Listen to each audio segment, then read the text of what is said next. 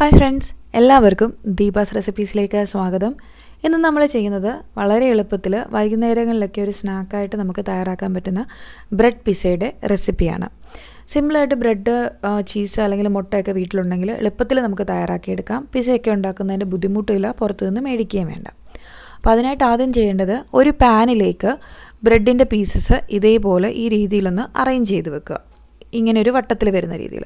അപ്പോൾ ഇതെങ്ങനെയാണ് ഞാൻ കട്ട് ചെയ്തെടുത്തതെന്ന് വെച്ച് കഴിഞ്ഞാൽ, ഒരു ബ്രെഡിൻ്റെ പീസ് എടുത്തിട്ട് ഈ ഒരു രീതിയിൽ ട്രയാങ്കിൾ ഷേപ്പായിട്ട് കട്ട് ചെയ്യുകയാണ് ചെയ്തത്. എന്നിട്ട് അതിൻ്റെ നടുക്കത്തെ പീസാണ് ഞാനിപ്പോൾ ഈ കാണിച്ചിരിക്കുന്ന വീഡിയോയിൽ യൂസ് ചെയ്തിരിക്കുന്നത്. അപ്പോൾ നിങ്ങൾ വിചാരിക്കരുത് ബാക്കിയുള്ള 2 പീസസ് വേസ്റ്റായി പോകില്ലേ എന്നുള്ളത്. ഇല്ല, അതും ഇതേപോലെ ട്രയാങ്കിൾ ഷേപ്പിലാണ് വന്നിരിക്കുന്നത്. നമുക്ക് അതും യൂസ് ചെയ്ത് ഇതേപോലെ തന്നെ പിസ ഉണ്ടാക്കാവുന്നതാണ്. ഞാനിപ്പോൾ വീഡിയോയുടെ പർപ്പസിന് ഒരേ രീതിയിലിരിക്കുന്ന പീസസ് വരാൻ വേണ്ടി മാത്രമാണ് നടുക്കുള്ള പീസസ് മാത്രം ചൂസ് ചെയ്ത് ഇതേ രീതിയിൽ അറേഞ്ച് ചെയ്ത് വെച്ചിരിക്കുന്നത്. അപ്പോൾ ഈ ബ്രെഡിൻ്റെ ഒരു പീസ് നമുക്ക് വേസ്റ്റ് ആകത്തില്ല. കട്ട് ചെയ്ത് ഈ ഒരു രീതിയിൽ വട്ടത്തിൽ അറേഞ്ച് ചെയ്ത് വെച്ചാൽ മതി. ഇനി ഇതിന് മുകളിലേക്ക് മുട്ടയിലേക്ക് ഒരല്പം ഉപ്പ് കൂടി ചേർത്ത് നന്നായിട്ട് ബീറ്റ് ചെയ്തത് ഇതിൻ്റെ പുറത്തേക്ക് ഇതേപോലെ ഒഴിച്ചു കൊടുക്കുക. അപ്പോൾ അത് ബ്രെഡിൻ്റെ പുറത്തും വരും, അതേപോലെ തന്നെ ബാക്കിയുള്ളത് പാനിൽ ഇതുപോലെ സ്പ്രെഡ് ആവുകയും ചെയ്യും. ഇതിനെ ഒരു മീഡിയം ഫ്ലെയിമിൽ വെച്ച് മുട്ടയൊന്ന് ഇതേപോലെ കുക്കായി വരുമ്പോൾ, ഒരുപാട് ഡ്രൈ ആയിട്ട് കുക്കാണ്ട, ഒന്ന് കുക്കായി വരുമ്പോഴത്തേക്ക് നമുക്കിത് ഒന്ന് തിരിച്ചിടാം.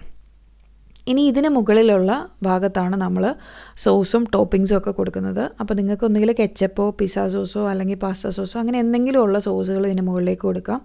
പിന്നെ ടോപ്പിങ്സ് നിങ്ങൾക്ക് ഇഷ്ടമുള്ളത് കൊടുക്കാം. ഞാനിപ്പോൾ ഇവിടെ വെജിറ്റബിൾ പിസ്സ പോലെയാണ് ചെയ്തിരിക്കുന്നത്.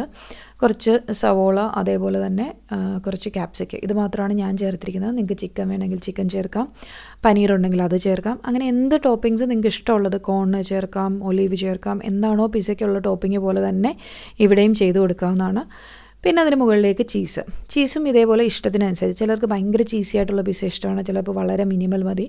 അതൊക്കെ അവരവരുടെ ഇഷ്ടത്തിനും ടേസ്റ്റിനും അനുസരിച്ചുള്ള ചീസിൻ്റെ അളവും ഇട്ട് കൊടുക്കുക. അതിനുശേഷം ചെയ്യേണ്ടത്, ഇത് നമുക്ക് കവർ ചെയ്ത് ഒരു ലോ ഫ്ലെയിമിൽ കുക്ക് ചെയ്തെടുക്കുക എന്നുള്ളത്. ആ ഒരു സമയം കൊണ്ട് നമ്മളുടെ ചീസ് മെൽറ്റായി കിട്ടും, ഉള്ളിലുള്ള വെജിറ്റബിൾസ് എന്താണ് വെച്ചിരിക്കുന്നത് അതൊന്ന് സ്റ്റീമായി കിട്ടും. അതോടൊപ്പം തന്നെ നമ്മളുടെ അടിയിലുള്ള ബ്രെഡ് ടോസ്റ്റായി വരികയും ചെയ്യും. ലോ ഫ്ലെയിമിൽ തന്നെ വെച്ച് കൊടുക്കണം. അപ്പോൾ ആ പിസ്സ ഇവിടെ റെഡി ആയിട്ടുണ്ട്. നന്നായിട്ടൊരു 2-3 മിനിറ്റ് ലോ ഫ്ലെയിമിൽ വെച്ചൊന്ന് കുക്ക് ചെയ്തെടുത്തതാണ്. ഇനി ഇത് നമുക്ക് സ്ലൈസ് ചെയ്തെടുക്കാനാണെങ്കിലും എളുപ്പമാണ്. ഇങ്ങനെ ഓൾറെഡി ബ്രെഡിൻ്റെ പീസസ് ആയതുകൊണ്ട് അതിനിടയ്ക്കൂടെ ഇങ്ങനെയൊന്ന് നമ്മുടെ സ്പാച്ചുല വെച്ചൊന്ന് കട്ട് ചെയ്തെടുക്കാനും വളരെ ഈസിയാണ്.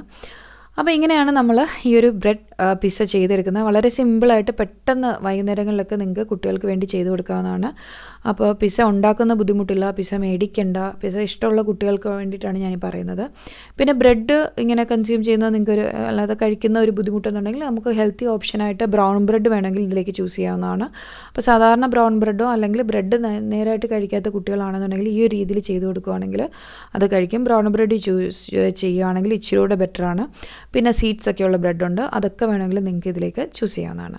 അപ്പോൾ ഇന്നത്തെ ഒരു വീഡിയോ നിങ്ങൾക്ക് ഇഷ്ടപ്പെട്ടു എന്ന് വിചാരിക്കുന്നു. വീഡിയോ ഇഷ്ടപ്പെട്ടിട്ടുണ്ടെങ്കിൽ ലൈക്ക് ചെയ്യാനും ഷെയർ ചെയ്യാനും മറക്കാതിരിക്കുക. അതോടൊപ്പം തന്നെ നിങ്ങൾ ആദ്യമായിട്ടാണ് ചാനൽ കാണുന്നതെന്നുണ്ടെങ്കിൽ താഴെ കാണുന്ന സബ്സ്ക്രൈബ് ബട്ടൺ ക്ലിക്ക് ചെയ്ത് ചാനൽ സബ്സ്ക്രൈബ് ചെയ്യുക. താങ്ക്